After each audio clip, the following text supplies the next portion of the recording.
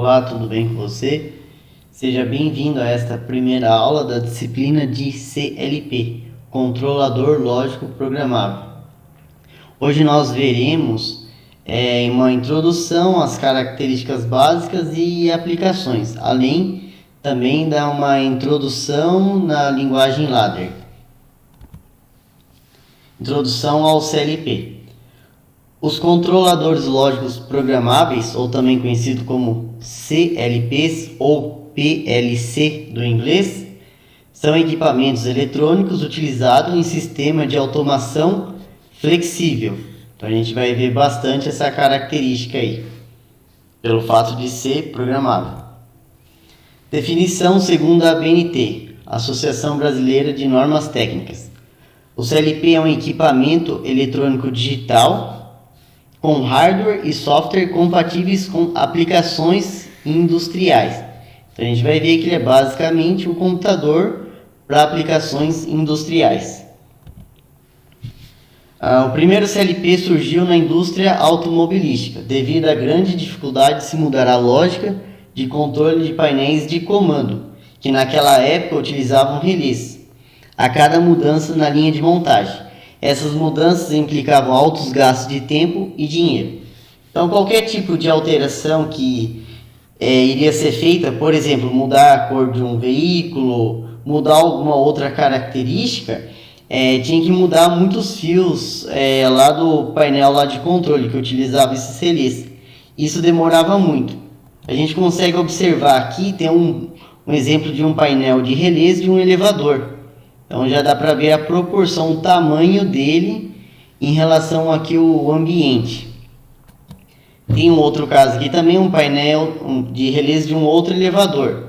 Então a gente consegue observar que é bem grande aí. E qualquer mudança teria que fazer alterações aí na ligação física. Então qualquer tipo de alteração, quer mudar a cor do carro, quer mudar se ele é sedã, se é picape, quer mudar alguma outra característica, tinha que mudar muitas coisas. E como demorava muito tempo, além dos custos, também tinha o tempo, e tempo é dinheiro. Aqui tem à esquerda um painel de controle com relé, e à direita a gente tem um painel de controle com CLP.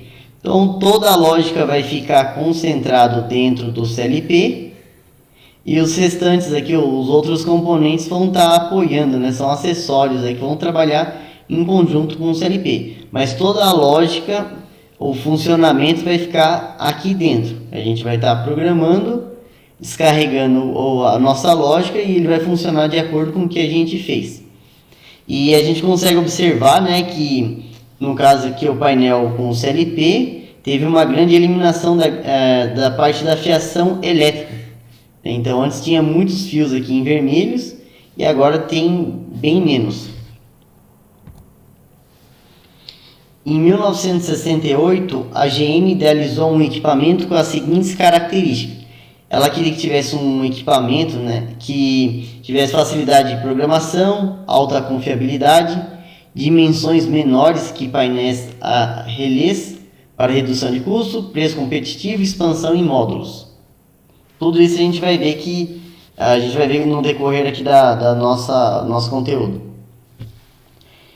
Aqui no Brasil, né, como sempre, as coisas demoram um pouco para chegar, mas na década de 80 que o CLP veio a ser aplicado na nossa indústria, através lá da absorção dessas tecnologias nas matrizes das empresas multinacionais.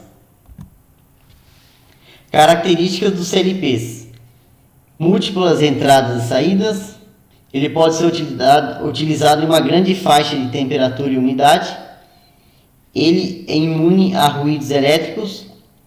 Resistência à vibração e impacto. Então ele vai ter um invólucro, né, uma caixa para essas aplicações. Ele vai funcionar em ambiente industrial. E ele vai ser possível também a comunicação com outros dispositivos através das redes industriais.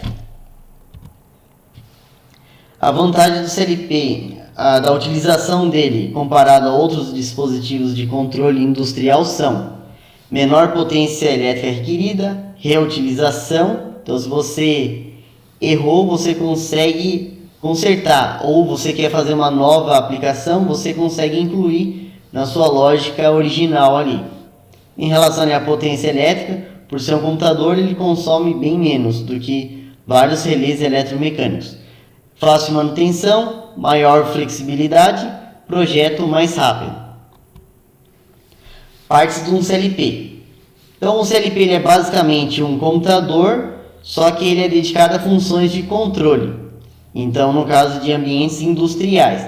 A gente poderia utilizar um computador normal para controlar um processo? A princípio sim. Porém esse computador, se ele tivesse um computador normal, um PC, tivesse um ambiente ali industrial, com muitos ruídos, interferências, poeira, né, temperaturas altas, vibrações, entre outros fatores aí, muito provavelmente uma hora ele ia parar de funcionar ou iria funcionar incorretamente. Da mesma forma com um sistema operacional, que como a gente já viu, o Windows, por exemplo, em várias situações ele trava. Imagina se tem um controle ali de temperatura e trava ali o CLP. Então não pode acontecer isso, né? E então o computador não pode ser usado por essas questões mesmo. Então o CLP, como ele é um computador para aplicação industrial, ele vai possuir lá, da mesma forma como o PC tem, vai ter um processador, memória RAM e ROM e dispositivos de entrada e saída. Então a gente vai ver que ao invés de a entrada ser um teclado ou um mouse, a gente vai colocar uma botoeira, um sensor, e no caso da saída, ao invés de ser uma impressora, um monitor, a gente vai acionar uma válvula, vai acionar um sinaleiro, uma sirene, ou entre outros dispositivos. Então basicamente o funcionamento dele, a gente vai ter o nosso processo, o que a gente está querendo controlar, e toda essa parte aqui de baixo, né, até vou destacar aqui, daqui para baixo é o nosso CLP. Então, através dos nossos sensores, que vão estar aqui do lado direito, esses sensores vão recolher informações físicas e químicas ali do nosso processo. Então, esses sensores podem ser mecânicos, indutivos, capacitivos, fotoelétricos, enfim. E eles vão estar conectados nos cartões de entrada. E conforme essas informações elétricas, tensões, correntes, são enviadas aqui para os cartões de entrada do CLP, ele vai processar dentro da lógica dele, com a CPU, memória, e vai precisar de uma fonte também para poder alimentar ele. E conforme ele fizer o processamento, ele vai atualizar ali os cartões de saída. Esses cartões de saída, por sua vez, vão enviar sinais elétricos para atuadores, no caso aqui, relés, contadores, contatores, válvulas, lâmpadas, etc. Então sempre vai ficar nesse ciclo. O processo, a gente recolhe informação através dos sensores e daí é processada a informação dentro do CLP e depois ele atualiza essas informações e aciona ou não o nosso atuador, que por sua vez vai estar atuando aqui no nosso processo. Sempre vai ser esse ciclo. Isso que é um sistema de controle de malha fechada. Nós temos sensores desse lado, controlador aqui no meio e atuador. A lógica completa está contida na memória do CLP. Então essa lógica aqui, o programa ali do usuário, vai estar ali na memória do CLP. Então a gente vai fazer o código e vai descarregar, no caso, dentro aqui do CLP. As relações de entrada e saída são determinadas pelo programa do usuário. Então o CLP ele vai se comportar exatamente da forma que a gente fizer a nossa lógica. Então, se você fizer a lógica de uma forma, ele vai responder de um jeito. Se você mudar qualquer outra coisa, ele vai responder de outro jeito. Ele não vai fazer nada além do que foi programado. Então ele não vai fazer funções, ele não vai adivinhar nada. Ele vai simplesmente seguir o que você programar. Então se fizer alguma coisa de errado, ele vai fazer errado, que para ele na verdade está sendo certo.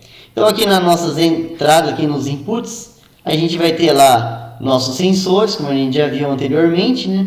Sensores ali digitais ou analógicos, a gente vai ver isso depois, e ele vai processar a informação e depois vai atualizar as saídas nos atuadores. Então aqui tem alguns exemplos aqui: solenoide, lâmpada, contator.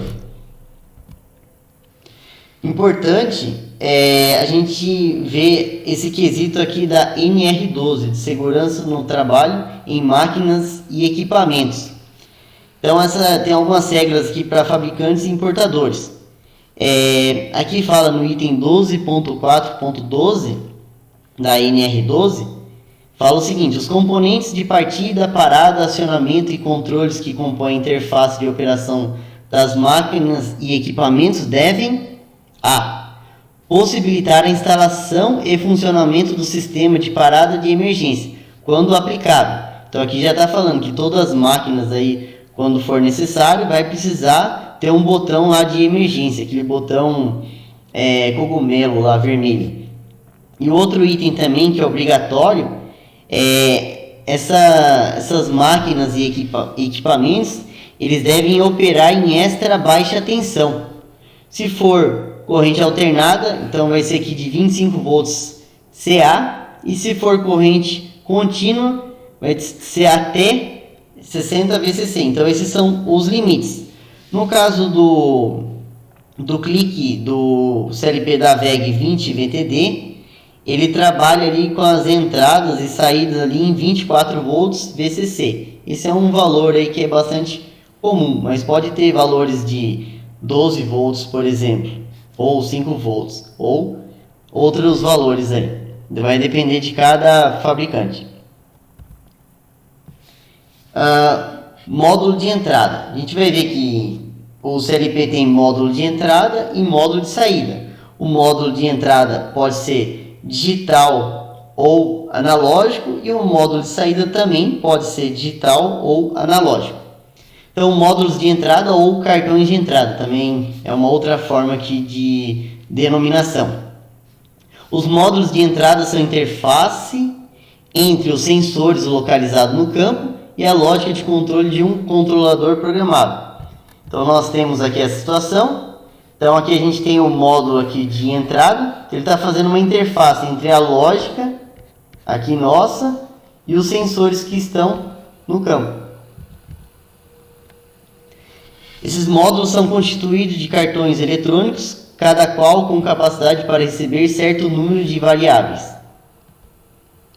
Então, dentro desses módulos, a gente pode ter dispositivos para entradas digitais.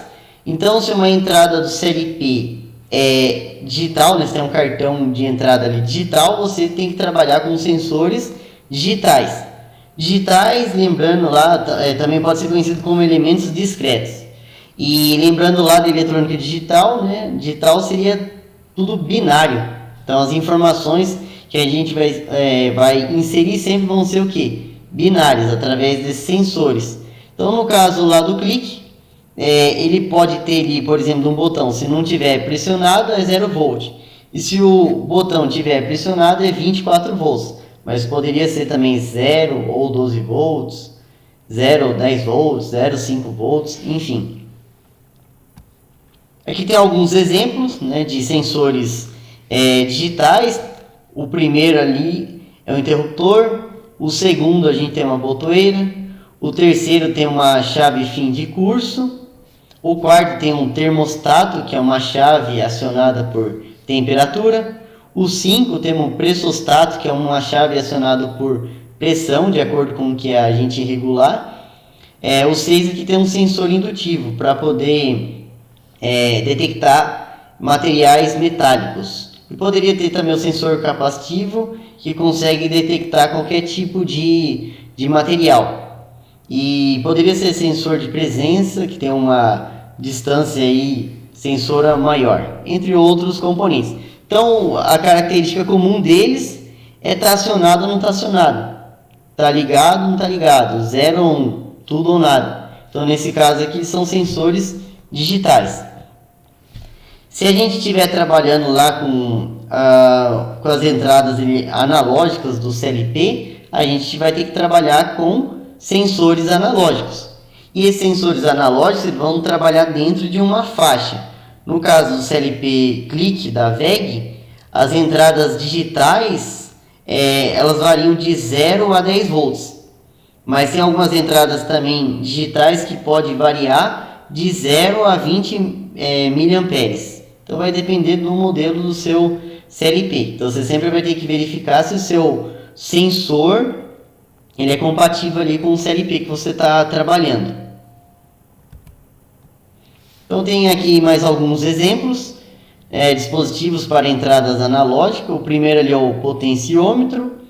A gente consegue variar a tensão, por exemplo, ali de acordo com a posição ali do potenciômetro. Tem o 2, ele é um sensor de pressão, ou seja, conforme varia a pressão, vai variar a tensão. Então a gente vai pensar o seguinte, que essa tensão não é mais, por exemplo, 0 ou 24 volts, agora vai ser de 0 a 10 volts. Então se você tem uma pressão você tem um valor de tensão, para outra pressão você tem outro valor de pressão, dentro de uma faixa. Se for de 0 a 10 volts, menor pressão vale 0 volts e a maior pressão ali do sensor vale 10 volts. Então vai variar dentro dessa faixa. Tem o termopar, no caso que é um sensor de temperatura. Então a gente poderia ter lá 1 grau, 1 volt, 2 graus Celsius, 2 volts, 3 graus Celsius, 3 volts e assim vai. Então são sensores o que? Analógicos. Tem o sensor aqui de vazão, o 4, e o 5 é um sensor aí de distância. A saída, então, a gente vai também ter saídas digitais e analógicas. No caso aqui, os módulos de saída, né, ou cartões de saída. Os módulos de saída são elementos que fazem interface entre o processador e os elementos atuadores.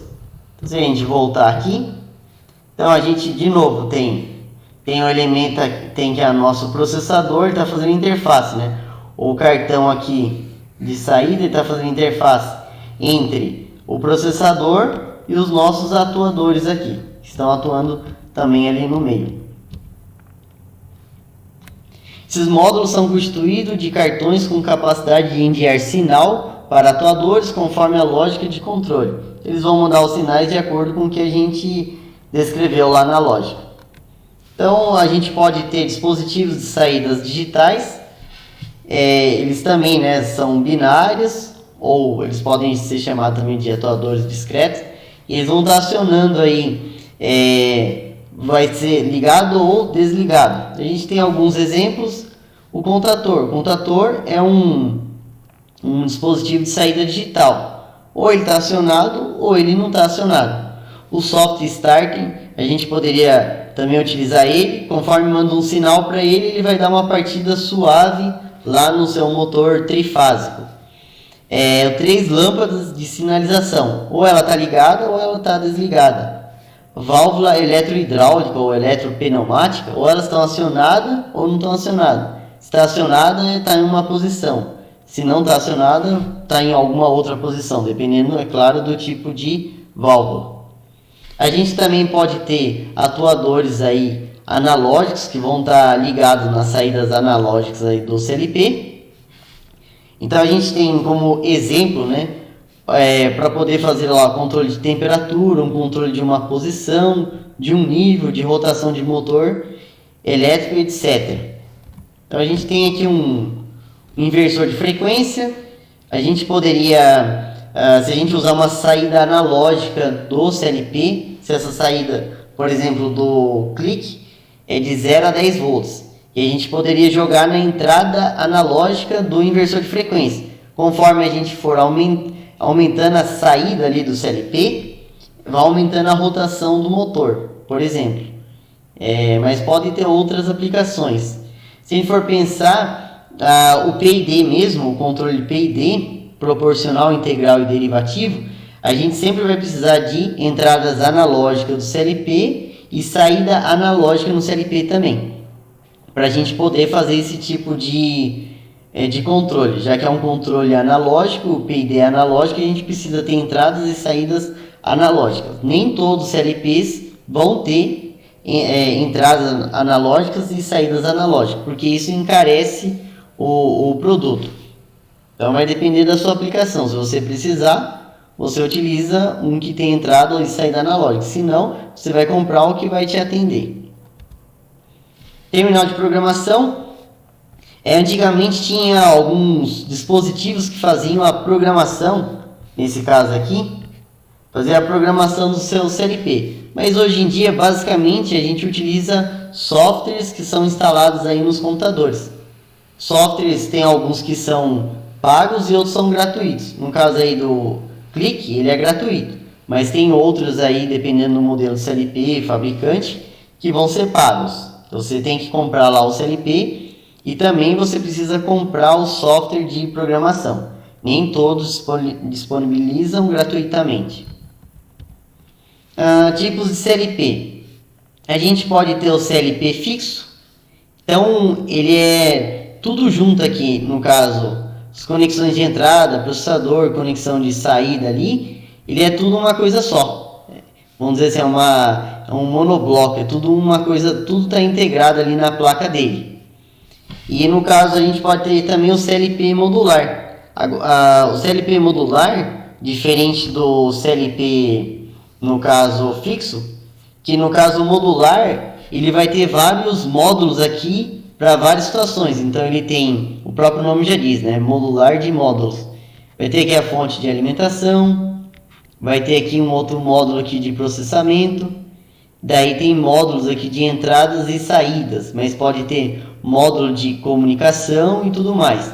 Então esse CLP aqui, para aplicações com mais entradas e saídas, ele é o ideal. O fixo, ele é interessante quando você tem poucas entradas e poucas saídas, né? Poucas variáveis de controle aí. Você vai ter que olhar sempre o modelo do CLP que você está adquirindo para poder ver se ele vai te atender ou não. Em muitas situações, os CLPs possuem expansões, então a gente consegue aumentar o número de entradas e saídas para poder, para não ter necessidade de ter que comprar outro CLP, mas vai ter um limite para poder colocar essas expansões. No caso do Click, ele tem módulos de entrada e saídas digitais, analógicos, tem módulo de expansão também para comunicação, no caso Modbus, que alguns não tem comunicação, mas tem outros módulos aí que você consegue estar adquirindo à parte. Então aqui o modular ele vai ter, como a gente viu, vários módulos. Então vai ter um rack, uma placa-mãe, e a gente vai estar encaixando aqui, deslizando e encaixando ali. Princípio de funcionamento do CLP. Então o CLP, basicamente, ele vai fazer algumas etapas aqui. Ele vai dar ali a partida, né, vai iniciar ele, vai fazer a limpeza de memória, teste da memória RAM e teste de execução. Se não tiver ok primeiro, ele já vai interromper aqui. Ele vai acabar interrompendo. Caso esteja tudo ok, ele vai entrar aqui o que a gente chama de um ciclo de scan ou ciclo de varredura, depende aí do fabricante, cada um nomeia no seu manual de forma diferente. Então basicamente esse ciclo de scan é um tempo que demora aqui desde a leitura lá da entrada e a atualização da saída. É basicamente isso daqui. Então ele vai fazer a leitura das entradas físicas, vai atualizar na memória, vai processar essa informação, depois ele atualiza a memória ali de saída e depois ele atualiza a saída física propriamente dita. Então é sempre esse ciclo. Faz a leitura da entrada, processa a informação, atualiza a saída. Então esse tempo aí a gente chama de ciclo de scan. No caso do CLP Click 20VTD da VEG, no manual diz que esse tempo do ciclo de scan é de 10 milissegundos. Mas daí vai variar também de CLP para CLP. Então ele vai fazer essa etapa, se o tempo de varredura, né, o ciclo de scan tiver tudo ok, ele vai continuar sempre nesse ciclo aí. Caso contrário, se der qualquer problema aqui no tempo de varredura, ele vai parar também, o CLP. Então ele vai fazer sempre essas etapas, faz a leitura das entradas, executa o programa, faz a parte de diagnóstico e comunicação e depois atualiza as saídas. Então é sempre esse ciclo aqui, sempre. Principais linguagens de programação, segundo a norma IEC 611-31-3. Então, a Comissão de Eletrotécnica Internacional. No caso aqui, vão ter algumas linguagens aqui de programação, e 3 delas vão ser, que essa IEC, essa norma aí define, 3 delas vão ser gráficas e 2 vão ser textuais. Então, a primeira aqui, gráfica, está falando do diagrama de blocos funcionais, conhecido como FBD, que são bloquinhos lógicos que a gente consegue fazer diversos programas, mas ele tem contador, temporizador, enfim. Tem o diagrama ladder. O diagrama ladder é o que a gente vai mais utilizar nessa disciplina, mas o CLP, o 20BTD da VEG, ele permite programar em ladder e em FBD, somente essas duas. Tem alguns modelos que permitem programar em todas. Então, mais uma gráfica tem esse sequenciamento gráfico de funções, SFC, e tem também as linguagens textuais. Tem o texto estruturado, que lembra lá uma linguagem de alto nível, por exemplo, linguagem C, Pascal, e tem a linguagem aqui de lista de instruções, que lembra mais uma linguagem de baixo nível, ou linguagem de máquina, no caso o Assembly. Linguagem ladder. Então, esse nome aqui, ladder, né? Ladder seria escada lá do inglês. Então, a gente vai ter basicamente, ele fala escada porque do jeito que a gente vai programar vai parecer uma escada mesmo, uma escadinha. Então, a gente vai ter basicamente no ladder instruções de entrada, que vão ficar ali à esquerda. Então, nessas instruções de entrada a gente vai ter a formulação de perguntas e comparações, e a gente vai ter ali do lado direito instruções de saída. E essas instruções de saída que vão estar executando de acordo com as instruções de entrada. Conforme a gente definiu lá, vai estar acionando ou não. Instruções básicas aqui. As instruções básicas na maioria dos CLPs podem ser agrupadas em lógica de relé ou instrução de bit, a nossa lógica combinacional lá de eletrônica digital. Então você consegue fazer lógicas, no caso com porta E, porta OR, porta SHOR, enfim, diversas lógicas aí. Temporização e contagens, no caso são as lógicas sequenciais, também vem lá de eletrônica digital. Consegue fazer operações aí aritméticas, adição, subtração, multiplicação, divisão. Isso daí serve quando a gente precisa manipular alguns sinais aí de alguns sensores. Então você vai ter que utilizar essas ferramentas em algumas situações, dependendo do tipo de sensor analógico que você estiver trabalhando.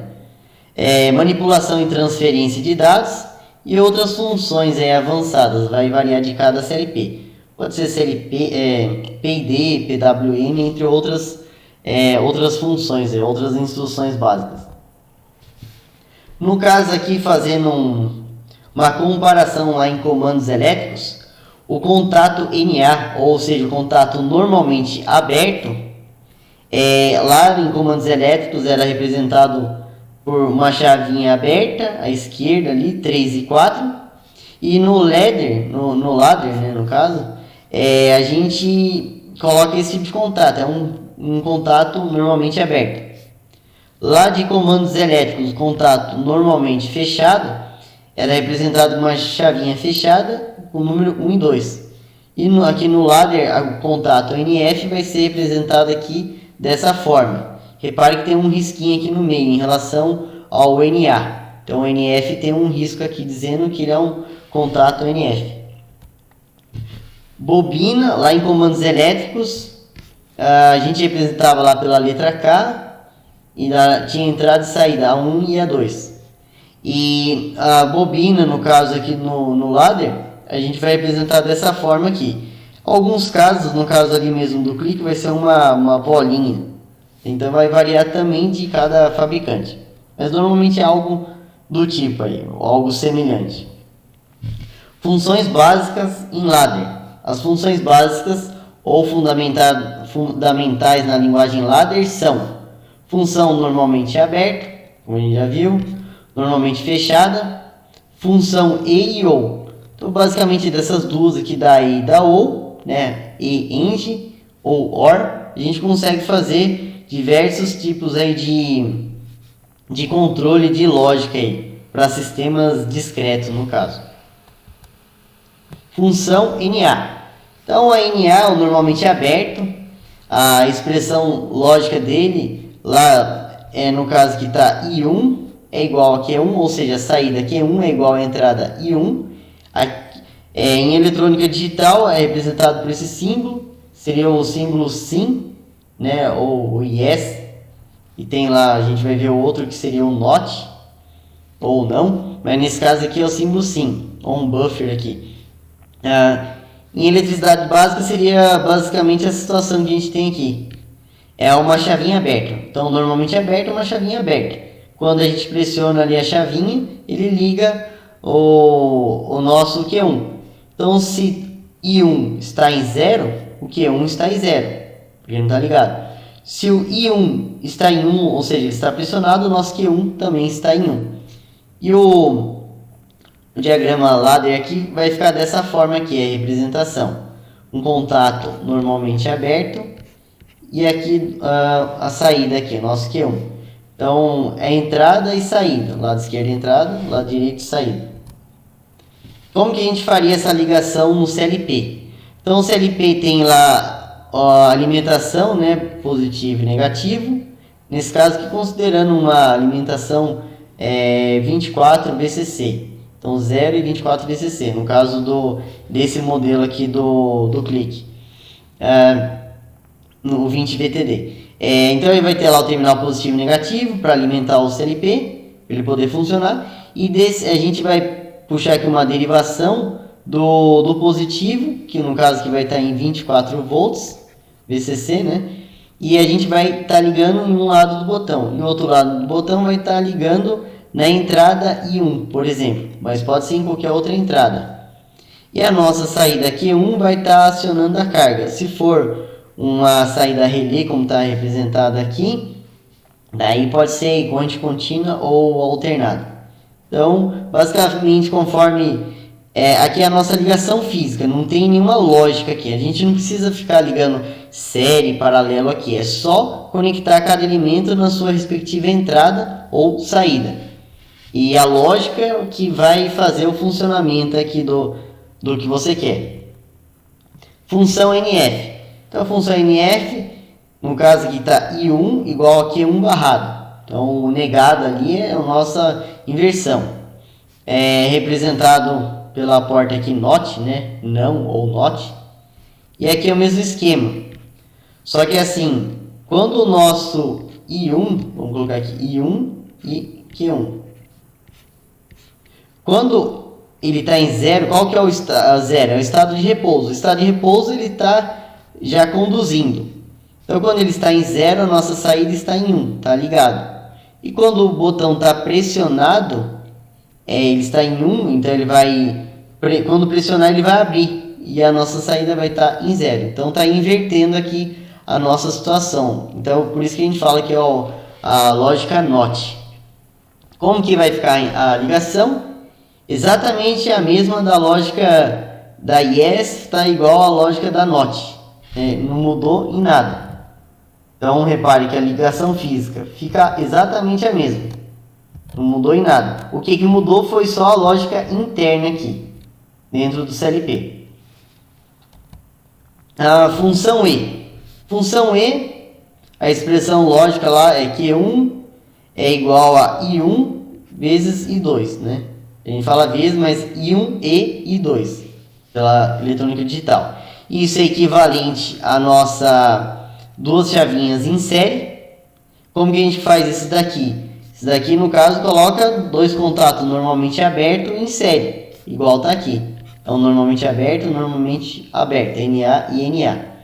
E a representação lá em eletrônica digital, o símbolo é esse símbolo aqui, numa porta lógica E. Como que a gente faria a ligação física? A gente ligaria uma botoeira no I1 e a outra botoeira no I2.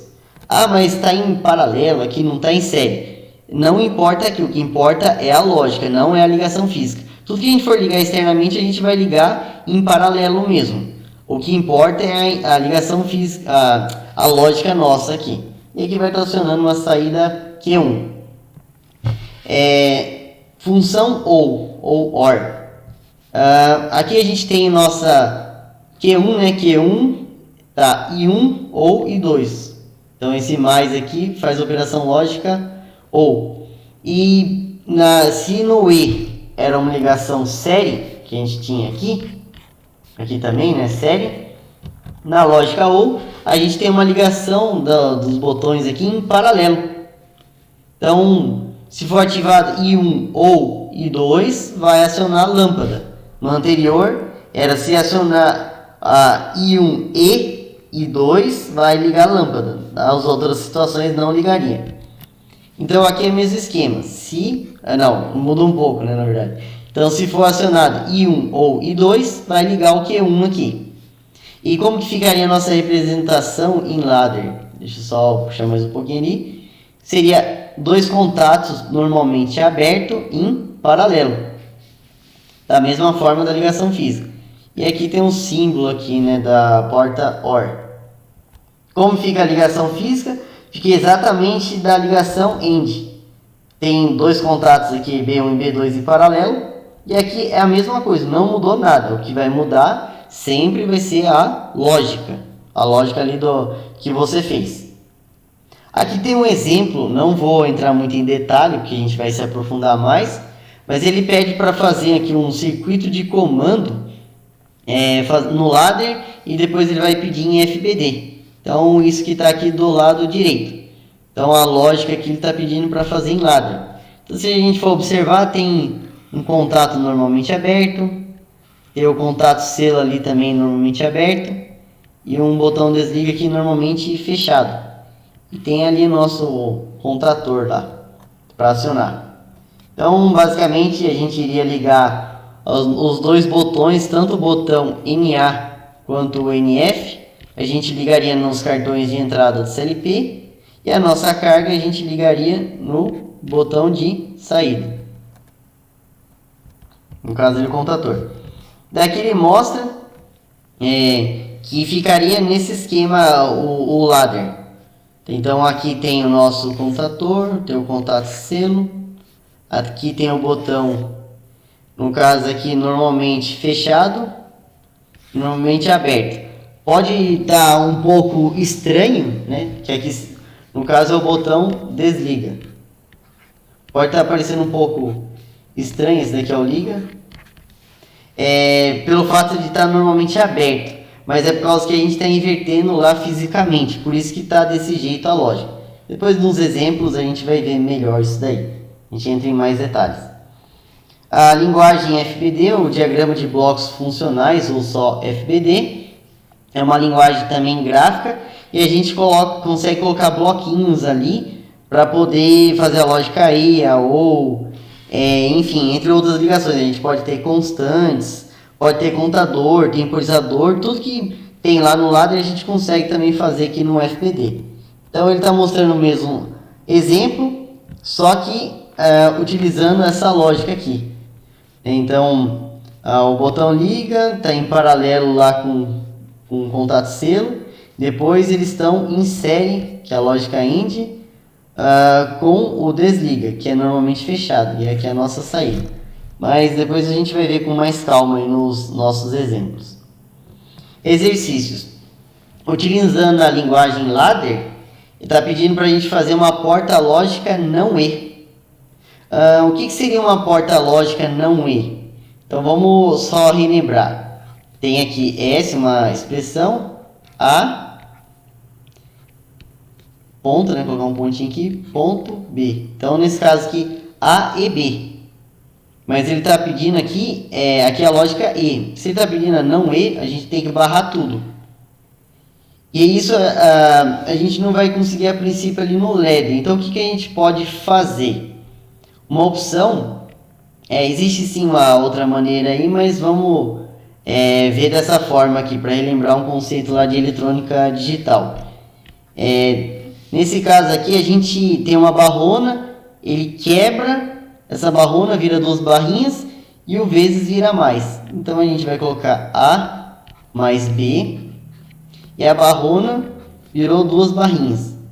Então, nesse esquema, a gente tem A barrado ou B barrado. E como que ficaria isso daqui no ladder?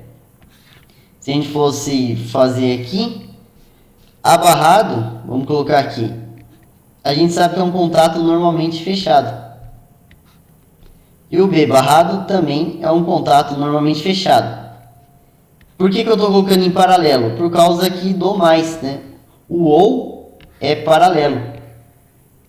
E aqui acionaria uma saída aqui, no caso. Uma saída S. Então ficaria dessa forma aqui o nosso ladder, para essa expressão aqui. Para outra expressão, está pedindo um não ou. Então seria A ou B, por exemplo, duas entradas e a saída S. Como é não ou, né, então ele vai inverter tudo aqui, vai ter uma barrona para tudo. Então, como que a gente pode fazer? Utilizando, esqueci de falar o nome aqui, mas é o teorema de De Morgan. Então, é esse teorema que permite a gente fazer isso, tá? O teorema de De Morgan. Depois dá uma olhadinha no Google para relembrar desse teorema. No caso aqui, tá A ou B. A ou B, só que está negado. Então, aqui o que a gente vai fazer? Aqui está saindo um erro aqui. Deixa eu escrever aqui ao lado. Escrever aqui embaixo novamente. A ou B está negado. Então, nesse caso, uma barrona vai virar duas barrinhas e o mais vira vezes. Então, vai colocar A vezes B, ou seja, A e B. E uma barrona virou duas barrinhas. Com isso, a gente tem dois contatos normalmente fechados, fazendo a lógica E. Lógica E, no caso, é série. Então, o nosso ladder vai ficar assim. A, né? No caso aqui. E o B. E vai estar acionando aqui uma saída S. Então, sempre o ladder vai ser de cima para baixo, da esquerda para a direita. Eu acabei esquecendo de comentar isso, mas aqui é como se fosse o mais ou menos. Então, a energia vai estar correndo sempre da esquerda para a direita. Ela nunca vai poder percorrer da direita para a esquerda, tá? Isso daqui não, pelo menos no clique aqui, não vai poder ocorrer.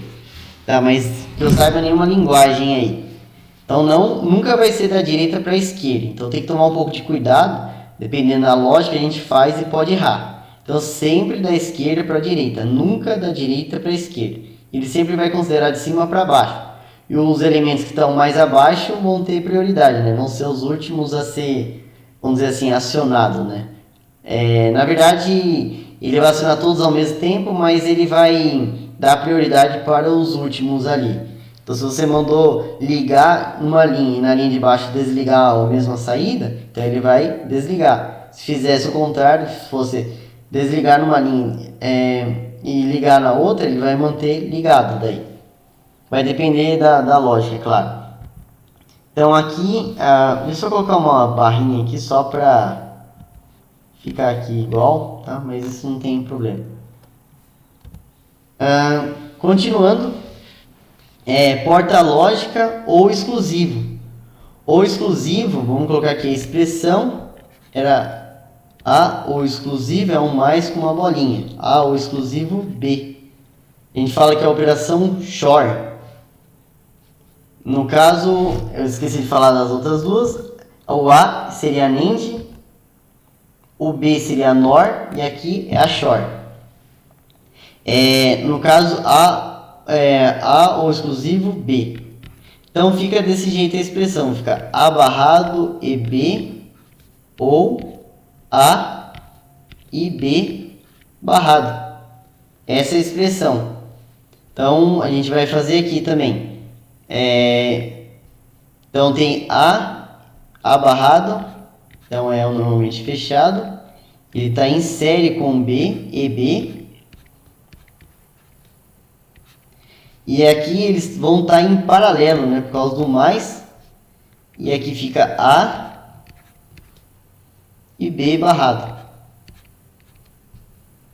Vou colocar aqui o barrado aqui, né? B barrado. Eles vão estar em paralelo. E que vão estar acionando uma saída S, da esquerda para a direita. Então aqui ficaria o nosso ladder para essa situação. E por último, a gente tem a porta lógica coincidência. Ela é conhecida também como XNOR. Tem a XOR, que era anterior, que é, no caso, o exclusivo, e tem a coincidência, que é o inverso dela, que é a coincidência, que é XNOR. Que escreve, né? XNOR. No caso, como que é simbologia aqui, né? A nossa lógica aqui, no caso, fica A, daí é um pontinho com uma bolinha em volta, né? A coincidência B. Qual que é a expressão dele? Fica A barrado e B barrado ou A e B. Então a gente quer fazer a lógica para isso daqui. Então, A barrado e B barrado. Opa. Aí B barrado. Eles vão estar em série com A, que é normalmente aberto, e B também, que é normalmente aberto. O que tem barra é normalmente fechado. Eles vão estar em paralelo, acionando aqui uma saída. Bom, saiu um erro aqui de novo, mas deu para entender. Bom, então a gente finaliza aqui a nossa aula, mas antes disso, só uma informação que é importante, eu acabei esquecendo de comentar, que a gente tem CLPs que tem a saída transistor, saída atriac e saída relé. Então, se a gente tiver um que é saída transistor, ele só aciona cargas DC, de corrente contínua. Se a gente tiver um CLP de saída atriac, ele aciona somente cargas AC. E se a gente tiver um CLP com saída relé, ele aciona cargas DC e AC, inclusive até com correntes até maiores. Então, a princípio, a gente iria falar, então é mais fácil sempre usar a saída relé, já que ele pode acionar qualquer tipo de carga. Só que qual que é o problema desse tipo de saída? Que o número de chaveamentos dele, o liga-desliga, ele é bem mais limitado em relação a uma saída transistor, por exemplo, que é uma chave de estado sólido. Então, no caso a relé, no manual lá do clique, fala que dura em torno de 100 mil chaveamentos, ou seja, 100 mil liga-desliga. E no caso aí de saída transistor, vai variar de fabricante, mas em torno de 1 milhão, 10 milhões de chaveamentos. Saída atriac também é algo próximo disso. Então, é bastante comum a gente ter CLPs com saída principalmente a transistor, já que ele dura bastante, e a gente liga nessa saída transistor um relé de interface. Esse relé de interface ele é acionado de um lado ali pela saída transistor do CLP e do outro lado ele vai ter um relézinho. Esse relé pode acionar qualquer tipo de carga. A vantagem desse relé de interface é que a gente consegue trocar ele facilmente. Diferente se você queimasse ou tivesse desgastado uma saída relé do próprio CLP. Você teria que remover o CLP e levar para uma assistência técnica. Bom, depois vocês dão uma pesquisada aí em relé de interface e esses tipos aí de CLPs. Mas então a gente vai finalizar o nosso conteúdo aqui. Ficou um pouco longo, mas espero que deu para entender. Isso aqui é o básico do básico. Nas próximas aulas aí a gente vai fazer basicamente exercício. E tudo que for necessário eu vou explicando dentro lá do próprio exercício ou do nosso conteúdo. Mas a parte teórica é mais essa primeira aula. Então, obrigado aí pela paciência e até mais.